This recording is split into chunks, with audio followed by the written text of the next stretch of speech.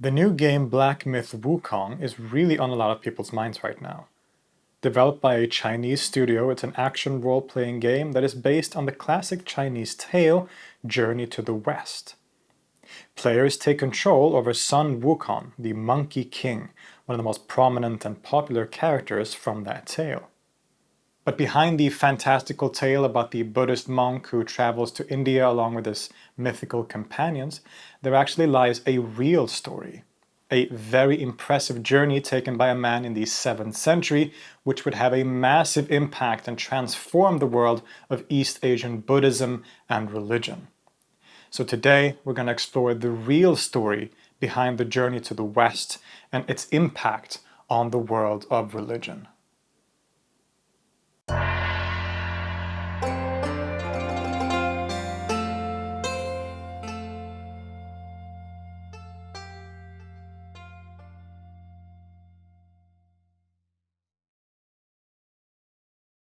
The broad outlines of the story are actually pretty accurate to reality.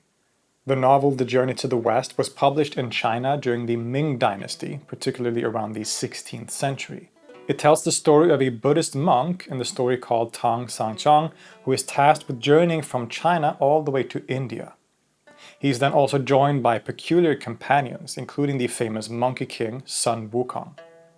Since then, it's become one of the great classics of Chinese literature, even reaching popularity around the world through different renditions and versions. Now, the mythical and fantastical aspects of the story are of course embellishments, but the core remains historical. Indeed, it is based on the real travels of the 7th century Buddhist monk Xuanzang, and his mission to not only learn Buddhist wisdoms for himself, but to bring texts containing those wisdoms from the birthplace of Buddhism, India, back home to China. Now, by the time that Xuanzang lived, Buddhism had already existed in China for several centuries, already arriving around the turn of the Common Era. And it had been developing characteristics of its own, so peculiar to this particular region, being in conversation with indigenous religious and philosophical traditions like Taoism and Confucianism. In general, it was the Mahayana branch of the religion, with its focus on the bodhisattvas and ideas like Buddha nature, that came to dominate in the region, as opposed to the Theravada branch, which would dominate in places like Thailand and Sri Lanka. And in the middle of the first millennium, there were significant developments taking place, with unique East Asian schools of Buddhism developing.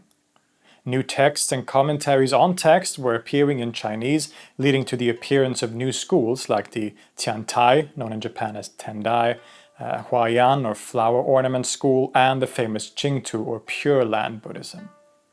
These homegrown scholastic schools were also accompanied by the development of Chan Buddhism, later known in Japan as Zen Buddhism, with its focus on meditation practice. In other words, Buddhism was flourishing in the region, but up until this moment, it didn't really have a set, fixed form and was still figuring itself out, so to say. There was a limited amount of texts and sutras available in Chinese, and thus the Chinese Buddhists had to make do with what they had. And this was something that Xuanzang would realize and want to do something about as he grew up.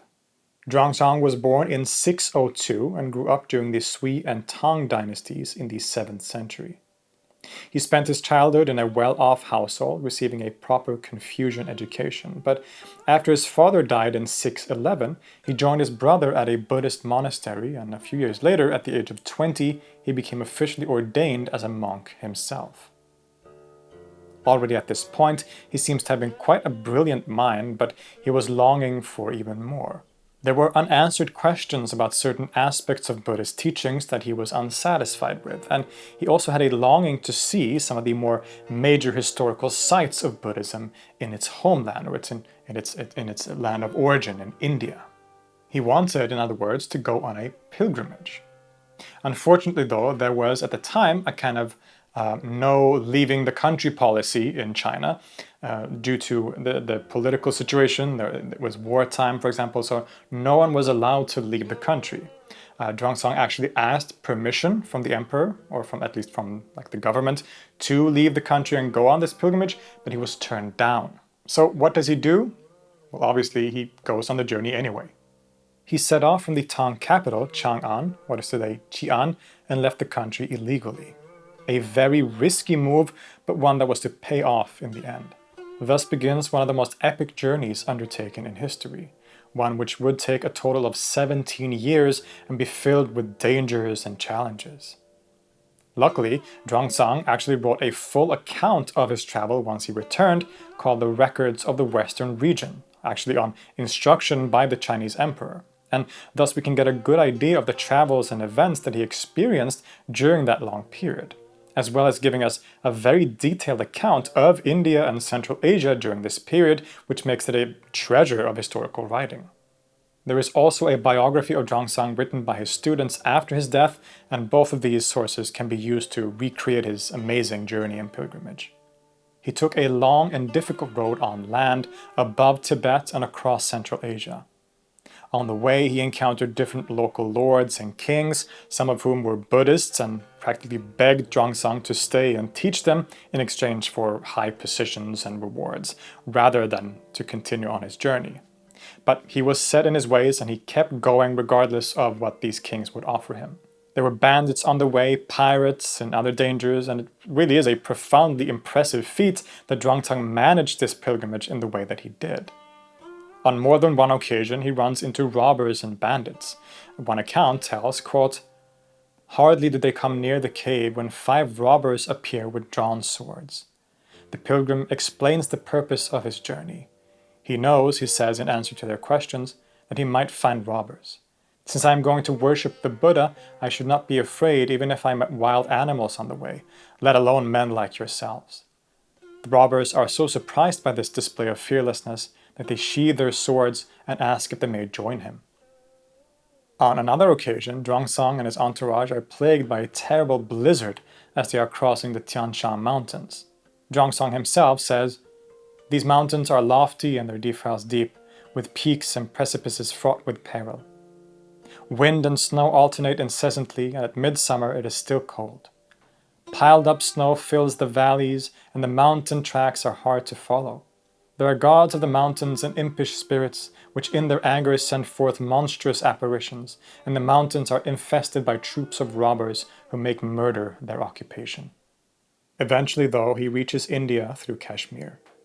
Once on the subcontinent, he visits some of the major sites associated with Buddhism, such as Bodh Gaya, where the Buddha reached enlightenment under the tree, and several archaeological and historical marvels.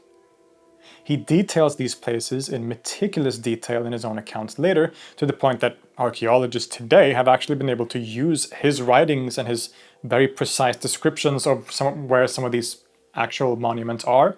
He will say that this stupa is over here, and then there was an old monastery 15 feet away from it to the left in that direction, and archaeologists today have actually been able to use those descriptions to find like hidden, buried old buildings, for example.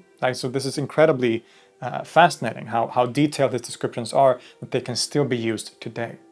When he reached what is today Afghanistan, he describes seeing the amazing Buddha statues at Bamiyan. On the declivity of a hill to the northeast of the capital was a standing image of Buddha made of stone, 140 or 150 feet high, of a brilliant golden color and resplendent with ornamentation of precious substances. To the east of it was a Buddhist monastery built by a former king of the country.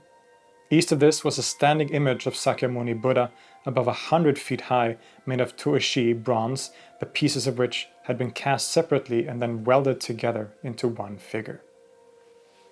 Now, aside from these pilgrim activities, Xuanzang's main goal in India was to visit Nalanda, a massive Buddhist monastery and center of learning in Bihar. This can essentially be considered a kind of proto-university, where various different fields were taught and studied, but with a particular focus on Buddhism, of course. Xuanzang arrived at Nalanda and went into deep study. Here, he was in the company of thousands of monks and teachers and could really dive deep into the traditions and teachings of Buddhism, getting a better grasp of the things that he felt were missing back home in China. He also studied topics like logic, grammar, and Sanskrit to really be able to study and understand the Indian Buddhist text in their original language. He spent many years at Nalanda and had this as a kind of base, but also continued to travel across most of India, all the while gathering text which he would bring with him. Eventually, Xuanzang became quite a renowned teacher in his own right, despite being from a completely foreign land far away from the Buddhist heartland. Clearly, as had already been hinted at, he had a brilliant mind and impressed even his teachers and fellow monks at Nalanda. Now, it might be interesting to consider just what kind of Buddhism that Xuanzang became especially attached to. As we all know, Buddhism, just like any other religion, is internally diverse. It is divided into different branches and schools of thought. And while these schools and denominations perhaps aren't necessarily as clearly divided as in a religion like Christianity, they often overlap, etc.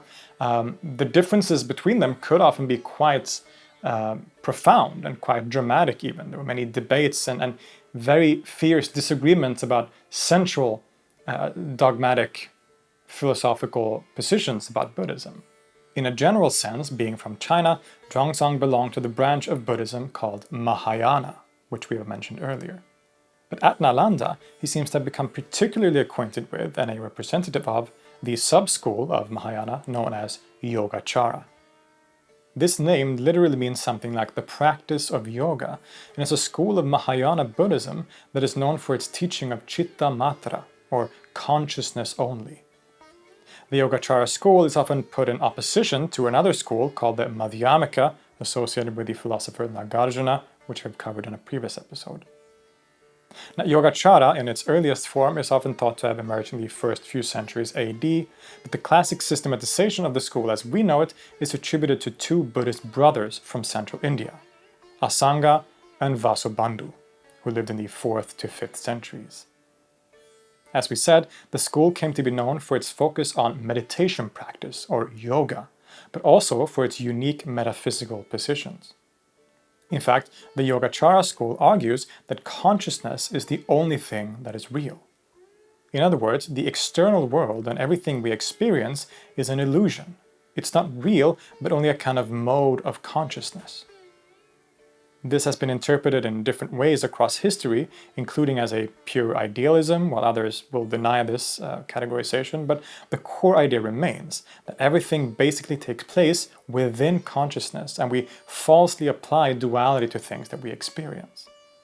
We are to experience a kind of non-duality of consciousness, where the distinction between subject and object are collapsed, and we can thereby let go of all attachment, which is what leads to suffering in Buddhism, of course, according to the Four Noble Truths.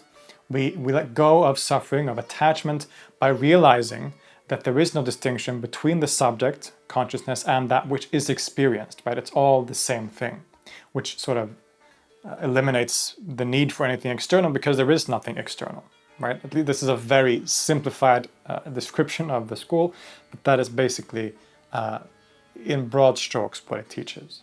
Regardless of how one specifically interprets this doctrine, this focus on consciousness led the Yogacharans to develop intricate theories and concepts of cognition, with different stages or aspects of consciousness and how they interact with each other. This is perhaps some of the most sophisticated speculation about cognition in history, and would also be influential on later movements and certain forms of Tantra and Hatha Yoga, for example. This school differs in fundamental ways from other schools of Buddhism. The Madhyamaka school, associated with figures like Nagarjuna, developed the idea of shunyata, or emptiness, which proposes a qualified kind of realism, where nothing in existence has an independent existence, everything is empty and is dependent on everything else. Nothing has a fixed identity or essence, but external reality remains real in a certain way nonetheless. And the Theravada Buddhist had an even more realist position. So Yogachara came along with a quite unique outlook that would have a massive impact on Buddhism more generally. It belongs, again, to the wider branch of Mahayana, but also differs from some of the characteristic teachings of that branch. For example, rejecting the common ways that Buddha nature was understood.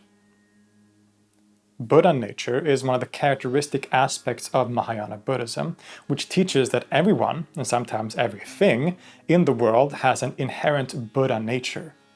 everyone is a potential Buddha, and thus has the potential to reach enlightenment in this life. The Yogacharans, including Xuanzang himself, seems to deny this idea, stating that some people don't have this ability at all. To go deeper into the ideas of Madhyamaka, Mahayana, and things like Buddha nature, you should check out some of my earlier episodes on Buddhism, one on Zen Buddhism, one on Nagarjuna, for example. And the Yogachara school probably deserves an episode of its own in the future, right? Again, contrary to some popular belief about Buddhism, the disagreements between these different schools could become quite dramatic. And this conflict very much plays out in one of the last major events that Xuanzang experienced while in India, namely a great debate or tournament. In 642, the northern king Harsha decided, partly because he was so impressed by Xuanzang after a meeting, to organize a huge tournament and debate where different schools of Buddhism, Hinduism, and Jainism would debate for 18 days. Xuanzang, having at this point traveled around India for over 10 years and become seen as one of the great metaphysicians in the country, was chosen to represent Mahayana Buddhism in particular. In fact, the debate was kind of set up around Xuanzang himself, and was the task of everyone else to refute his arguments, rather than a more open-ended debate. Now, this was serious stuff back then. Winning a debate would of course gain you a lot of prestige and honor, but losing one could bring a lot of trouble. In some cases, losing a debate meant that you were forced to convert to the winning school. In other cases, the losing party of a debate could even be killed. And there's some indication that this might have been the case here. Representatives from Theravada and other non-Mahayana Buddhisms attended, as well as Brahmins and other representatives from other groups. In one of the accounts, it describes, quote, "Hour after hour of waiting. Xuanzang watches the kings of 18 vassal kingdoms, 3,000 Buddhist monks, 3,000 Hindus and Jains gather. Some of the visitors arrive on elephants, others in chariots, some are carried in palanquins, many are surrounded by parasols and standards, and all the celebrated visitors are accompanied by a retinue of servants. King Harsha and the king of Assam led the procession. A huge, elaborately caparisoned elephant carries a golden image of the Buddha on its back. King Harsha, dressed as the god Indra and holding a white fly whisk, walks on the right of the image, and the king of Assam, disguised as Brahma and holding a parasol, is on its left." Xuanzang, being at the center of the debate, begins by reading a prepared statement on why his Mahayana understanding of Buddhism is superior. And then everyone else is supposed to come forward and try to refute his argument. What happens next is peculiar and a bit uncertain. No one actually ever comes forth. Is this because Xuanzang's arguments were so good that no one dared to challenge him? Well, this could be one reason, but the stories also tell of how things got pretty ugly and even violent. The opponents of Xuanzang were apparently furious at him for some reason and began to threaten to kill him. But King Harsha, being such a great fan of Xuanzang, wouldn't have any of that. He instead declared that anyone who tried to kill the great monk would be beheaded on the spot. And if anyone so much as insulted him, their tongue would be cut out. Needless to say, this resulted in even less likelihood that anyone was actually going to dare go up and criticize his positions, so after 18 days of being unchallenged, Xuanzang was crowned the winner of the debate. But the violence wasn't over, as people were even more furious over this. Xuanzang's own accounts tell of how the Hindu Brahmins set fire to the Buddha shrine and even hired an assassin to kill King Harsha. This plot was thwarted, but left the king more paranoid and even less open to religious diversity, it seems. Not long after this event, Xuanzang decided that his long adventure was coming to its inevitable end. It was time for him to return back home, to China. And so he started on the journey again, back across Central Asia, until he finally reached his homeland again in the year 645, after being gone for 17 years. This came with a certain level of nervousness, of course. After all, he had explicitly broken the law by leaving the country originally, and he was unsure of just how he was going to be received. Luckily, Xuanzang was basically received as a hero. The emperor pardoned him, and he was given many honors and even monuments that celebrated him. It is said that he brought with him over 600 Buddhist texts from India, an absolutely incredible feat and one that would change Chinese Buddhism forever. Because indeed, while Xuanzang is famous around the world as a great traveler and pilgrim, in his native China and in Buddhist circles, he's just as famous for the work that he did after he came back home. In fact, he would become one of the great scholars and sages in Chinese Buddhist history, setting up an institution in the Tang capital, Chang'an, where he would work tirelessly to translate all these new texts into Chinese. The work that he and his associates accomplished is astonishing, with thousands of scrolls translated, which would transform East Asian Buddhism by allowing access to teachings and scriptures that weren't available to the Chinese audience before this. He also became the main representative of the Yogachara school of Buddhism, essentially establishing that school in China for the first time, or at least a branch of it, calling it Faichang. Unfortunately, that school itself didn't survive for very long after his death, but some of its ideas and concepts certainly influenced native movements of Buddhism, including probably Chan or Zen Buddhism. His legacy is thus massive and even physical. In Xi'an today still stands the giant wild goose pagoda, which Xuanzang had the emperor build to house all the Buddhist texts that he had brought with him. And there is still a statue of the man himself in front of it today. As we saw earlier, he also left a massive legacy in terms of archaeology and art, as his writings help scholars today understand and study sites in India and in other places. But it is of course in the field of Buddhism and Buddhist knowledge that his legacy is felt the most. Indeed, the scholar Sally Hovey Riggin says, in his influence on later Buddhist thought, Xuanzang is second only to Kumarajiva. He translated more Buddhist scriptures than anyone else. He has become a legend in East Asia and around the world, a great accomplished Buddhist master, even non-human and deity-like to some. His travels are amazing just in their historical minimalistic form, but soon after they also began to be told with embellishments and took on a kind of mythical aura. For centuries, the stories about the travels of Xuanzang was told in poetry, tales, and in plays, and this eventually culminated in the 16th century with the composition of the Journey to the West, at which point the real history had almost taken a back seat to all the myths.